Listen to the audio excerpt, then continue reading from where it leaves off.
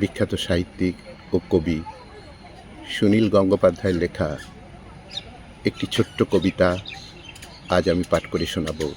কবিতা চেয়ে শুরু করছি। চেয়ে তোমার মৃত্যু আমাকে অপরাধী করে দেয়। আমার ঠোঁট শুকনো হয়ে আসে, বুকের ভেতরটা ফাঁকা, আত্মার অবিশ্রান্ত বৃষ্টিপতনের শব্দ, শৈশব থেকে বিষণ্ণ দীর্ঘশ্বাস। চেয়ে বলিভিয়ার জঙ্গলে নীল প্যান্টালুন পরা তোমার ছিন্ন ভিন্ন শরীর, তোমার খোলা বুকের মধ্যখান দিয়ে নেমে গেছে শুকনো রক্তের রেখা। চোখ দুটি চেয়ে আছে, সে দৃষ্টি এক গোলার্ধ থেকে ছুটে আসে অন্য গোলার্ধে। শৈশব থেকে মধ্য যৌবন পর্যন্ত দীর্ঘ দৃষ্টিপাত। আমার কথা ছিল হাতিয়ার নিয়ে তোমার পাশে দাঁড়াবার, কথা ছিল জঙ্গলে কাদায় পাথরের গুহায় লুকিয়ে থেকে সংগ্রামের চরম মুহূর্তটির জন্য প্রস্তুত হওয়ার, কথা ছিল রাইফেলের ট্রিগার বুকে চেপে প্রবল হুঙ্কারে ছুটে যাওয়ার।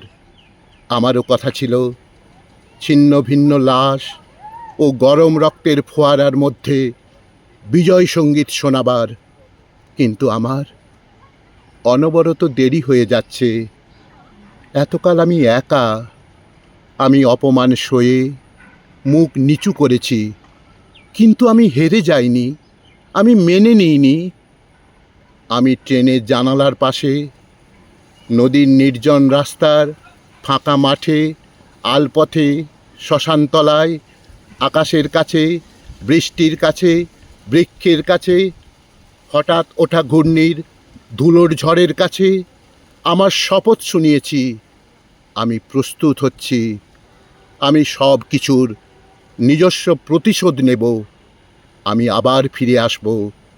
আমার হাতিয়ারবিহীন হাত মুষ্টিবদ্ধ হয়েছে, শক্ত হয়েছে চোয়াল।